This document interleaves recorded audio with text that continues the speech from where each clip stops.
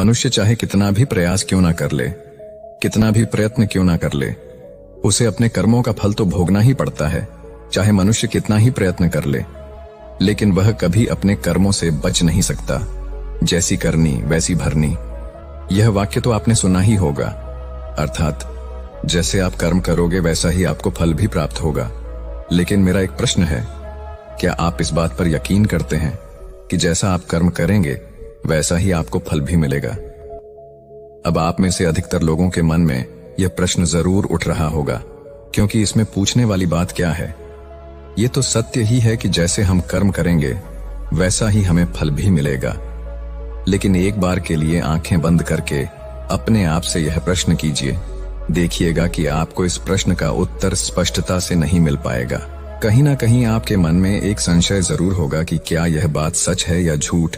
दोस्तों, आज इस कहानी से हम समझेंगे कर्मों का खेल। आखिर अच्छे कर्मों का फल अच्छा और बुरे कर्मों का फल बुरा कैसे होता है? बहुत समय पहले की बात है। किसी गांव में एक बहुत ही ज्ञानी पंडित रहता था।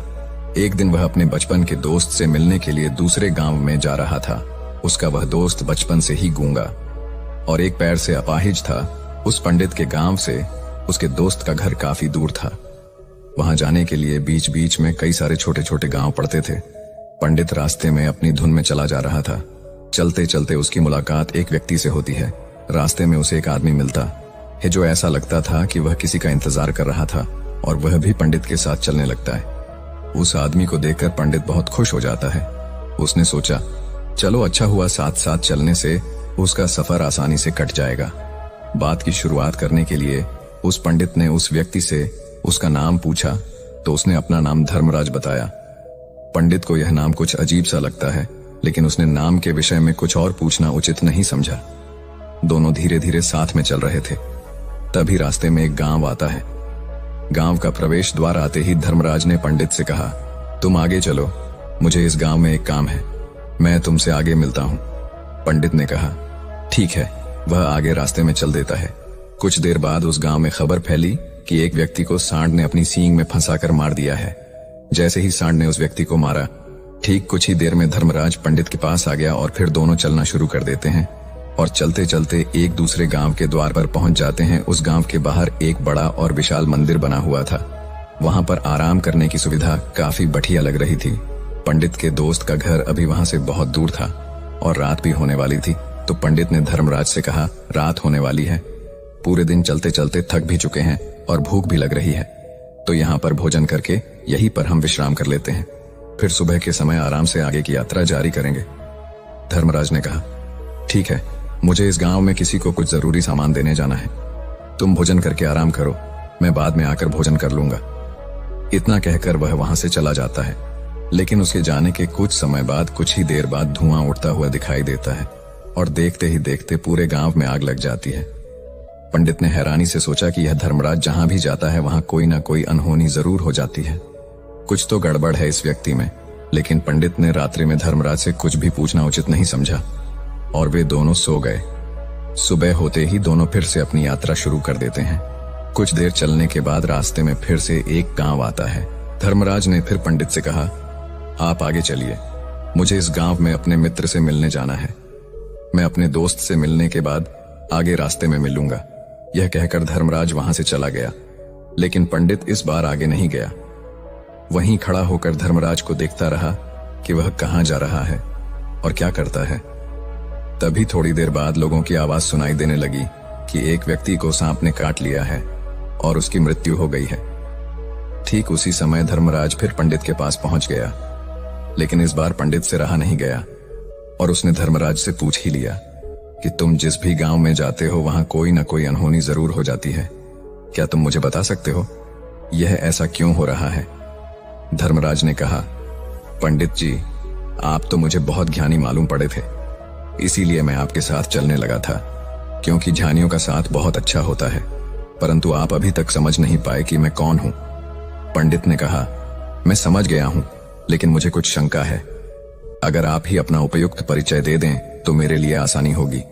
तब धर्मराज ने जवाब दिया कि मैं यमदूत हूं और यमराज की आज्ञा से उन लोगों के प्राण हरण करता हूं जिनकी उम्र पूरी हो चुकी है। हालांकि पंडित को पहले से ही इस बात की आशंका थी। फिर भी धर्मराज के मुंह से यह बातें सुनकर वह घबरा गया, लेकिन वह हिम्मत करके पूछता है कि अगर तुम सच में यमदूत हो तो मुझे बताओ, अगली मृत्यु किसकी है? धर्मराज ने जवाब दिया, अगली मृत्यु तुम्हारे उसी मित्र की है जिससे तुम मिलने जा रहे हो, और उसकी मृत्यु का कारण भी तुम ही बनोगे। ये बात सुनकर पंडित सहम गया और सोच में पड़ गया कि अगर सच में यह धर्मराज यमदूत हुआ तो उसकी बात भी सच होगी, और उसके कारण मेरे बचपन के सबसे अच्छे मित्र की मृत्यु हो जाएगी। तो सबसे अच्छा तो यही होगा कि मैं अपने मित्र से मिलने ही ना जाऊं, कम से कम मैं उसकी मृत्यु का कारण तो नहीं बनूंगा। धर्मराज ने मुस्कुराते हुए कहा, तुम जो सोच रहे हो वो सब मुझे पता है, मगर तुम्हारे अपने मित्र से मिलने न जाने से नियति नहीं बदल जाएगी। तुम्हारे मित्र की मृत्यु तो निश्चित है, और वह अगले कुछ ही पलों में घटित होने वाली है। महाकाल के मुंह से ऐसी बातें सुनकर पंडित को झटका लगा, क्योंकि महाकाल ने पंडित के मन की बातें पढ़ ली थीं, जो कि एक सामान्य व्यक्ति के लिए संभव नहीं है। अब पंडित को विश्वास हो गया कि यह धर्मराज सचमुच में यमदूत ही है। जब पंडित को यह पूर्ण विश्वास हो गया कि धर्मराज जी यमदूत हैं तो वह घबरा गया। वह अपने मित्र की मृत्यु का कारण नहीं बनना चाहता था, इसलिए वह पलटकर अपने गांव की तरफ वापस जाने लगा। लेकिन जैसे ही पंडित वापस जाने के लिए मुड़ा, उसने देखा कि उसका मित्र तेजी से उसकी तरफ चला आ रहा है, जो कि पंडित को देखकर अत्यंत प्रसन्न दिखाई पड़ रहा था। अपने मित्र के आने की गति को देखकर पंडित को ऐसा लगा कि जैसे उसका मित्र काफी देर से उसका ही पीछा कर रहा है, लेकिन वह बचपन से ही गूंगा था और एक पैर से लंगड़ा भी था। इसीलिए ना तो वह पंडित को आवाज देकर रोक पाया था और ना ही उस तक पहुंच पा रहा था। लेकिन जैसे ही वह पंडित के पास पहुंचा, अचानक ही जमीन पर गिर पड़ी और तुरंत ही उसकी मृत्यु हो गई। पंडित हक्का बक्का होकर धर्मराज की ओर देखने लगा, जैसे कि वह पूछना चाह रहा हो कि आखिर क्या हुआ। धर्मराज पंडित के मन में उठ रहे प्रश्नों को समझ गया और बोला, तुम्हारे मित्र ने पिछले गांव में ही तुम्हें देख लिया था और वे वहीं से ही तुम्हारा पीछा कर रहा था, लेकिन गूंगा और लंगड़ा होने की वजह से वह तुम तक नहीं पहुंच पाया। उसने अपनी पूरी ताकत लगाकर तुम तक पहुंचने का प्रयास किया, लेकिन बुढ़ापे में बचपन जैसी ताकत नहीं होती, इसलिए दिल का दौरा होने के कारण उसकी मृत्यु हो गई, क्योंकि वह तुमसे मिलने के लिए अपनी सीमाओं को तोड़कर तुम्हारे पीछे भाग रहा था। इसलिए अपने मित्र की मृत्यु का कारण भी तुम ही कहलाओगे। अब पंडित को पूर्णतः यह विश्वास हो गया था कि धर्मराज एक यमदूत है और उसका कार्य जीवों के प्राण हरना है। लेकिन पंडित एक ज्ञानी व्यक्ति था, वह यह भी जानता था कि मृत्यु पर किसी का वश नहीं है, सबको एक ना एक दिन मरना ही है। यही सोचकर उसने अपने आप को संभाल लिया।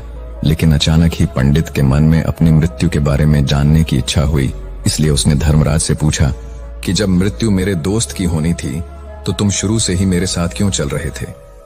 यह प्रश्न सुनकर धर्मराज जोर से हंसा और बोला, मैं तो हर पल हर क्षण सभी के साथ चलता हूं, किंतु लोग पहचान नहीं पाते, क्योंकि लोगों के पास अपनी समस्याओं के अलावा किसी और व्यक्ति, वस्तु या घटना के बारे में सोचने समझने या उसे देखने का समय ही नहीं होता। पंडित ने कहा, तो क्या तुम यह बता सकते हो कि मेरी मृत्यु कब, कहां और कैसे होगी? महाकाल ने कहा, हालांकि किसी भी सामान्य जीव के लिए अपनी मृत्यु के बारे में जानना ठीक नहीं है, क्योंकि कोई भी जीव हो या जानकर, वह अपनी मृत्यु के बारे में जानकर बहुत दुखी हो जाता है।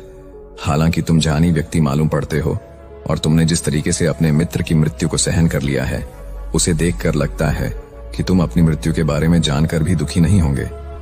महाकाल ने कहा, तो सुनो, तुम्हारी मृत्यु आज से ठीक 6 महीने बाद आज ही के दिन किसी दूसरे राज्य में फांसी लगने से होगी, और सबसे हैरानी की बात तो ये होगी कि तुम स्वयं ही खुशी से उस फांसी को स्वीकार कर लोगे। इतना कहकर धर्मराज वहां से चला गया, क्योंकि अब धर्मराज के पास पंडित के साथ चलते रहने का कोई कारण न था। इसके बाद पंडित ने अपने मित्र के शरीर का अंतिम संस्कार किया और यथाशक्ति उसके क्रियाकर्म करके अपने गांव वापस आ गया। लेकिन कोई व्यक्ति कितना भी ज्ञानी क्यों ना हो, अपनी मृत्यु के बारे में जानकर दुखी तो होता ही है, और मृत्यु से बचने का कोई ना कोई उपाय भी खोजता है। तो पंडित ने भी वही किया। क्योंकि पंडित विद्वान था, इसलिए उसकी पहचान उस राज्य के राजा तक थी। पंडित ने सोचा कि राजा के पास तो कई सारे ज्ञानी मंत्री हैं, वह मेरी मृत्यु से संबंधित समस्या का कोई ना कोई समाधान निकाल ही लेंगे। पंडित यही सब सोचता हुआ राज दरबार में पहुंच जाता है और राजा से सारी घटना के बारे में बताता है। राजा ने अपने मंत्रियों को सारी समस्या बताई और उनसे सलाह मांगी। अंत में सभी ने विचार विमर्श करके कहा, अगर पंडित की बात सही है तो उसकी मृत्यु भी 6 महीने बाद ही होगी। लेकिन मृत्यु तो तब होगी जब वह किसी दूसरे राज्य में जाएगा। यदि वह किसी दूसरे राज्य में जाए ही ना तो मृत्यु ही नहीं होगी। मंत्रियों की यह सलाह राजा को भी सही लगी। इसके बाद पंडित के रहने की सारी व्यवस्था महल में ही कर दी गई और राजा के आदेश के बिना उस पंडित से किसी को भी नहीं मिलने दिया जाता था। लेकिन पंडित कहीं भी आ जा सकता था, ताकि पंडित को यह न लगे कि वह राजा की कैद में है। परंतु पंडित डर के मारे स्वयं ही कहीं आता जाता नहीं था। धीरे धीरे महीने गुजरते गए और पंडित की मृत्यु का समय नजदीक आने लगा और अंततः वह भी दिन आ गया जिस दिन पंडित की मृत्यु होनी थी। तो जिस दिन पंडित की मृत्यु होनी थी उसकी एक रात पहले पंडित डर के मारे जल्दी ही सो गया, ताकि जल्दी से वह रात बीत जाए और अगला दिन आ जाए, ताकि उसकी मृत्यु टल सके। यही सोचकर वह जल्दी सो जाता है। लेकिन पंडित को नींद में चलने की बीमारी थी और अपनी इस बीमारी के बारे में वह स्वयं ही नहीं जानता था। तो फिर राजा मंत्री या किसी वैद्य को इसके बारे में बताने का कोई प्रश्न ही नहीं उठता। पंडित अपनी मृत्यु को लेकर बहुत चिंतित था। वह पिछले कई दिनों से ठीक है, सो भी नहीं पा रहा था और नींद में चलने की बीमारी भी तभी होती है जब व्यक्ति ठीक से सो नहीं पा रहा हो। तो उस रात भी पंडित को नींद में चलने का दौरा पड़ा। वह उठा और महल से निकलकर अस्तबल में गया। क्योंकि पंडित राजा का खास मेहमान था, इसलिए किसी भी पहरेदार ने उसे नहीं रोका और ना ही किसी तरह की कोई पूछताछ की। अस्तबल में पहुंचकर वह सबसे तेज चलने वाले घोड़े की पीठ पर सवार होकर नींद में ही अपने राज्य की सीमा से बाहर दूसरे पड़ोसी राज्य में चला गया। इतना ही नहीं, वह दूसरे राज्य के राजा के महल में पहुंच गया। उस महल के पहरेदार ने भी उसे नहीं रोका और ना ही कोई पूछताछ की। सभी लोग रात्रि का अंतिम प्रहार होने के कारण गहरी नींद में थे। वह पंडित सीधे राजा के सैन्य कक्ष में पहुंचा, जहां राजा और रानी सो रहे थे। वह पंडित वहीं जाकर सो गया।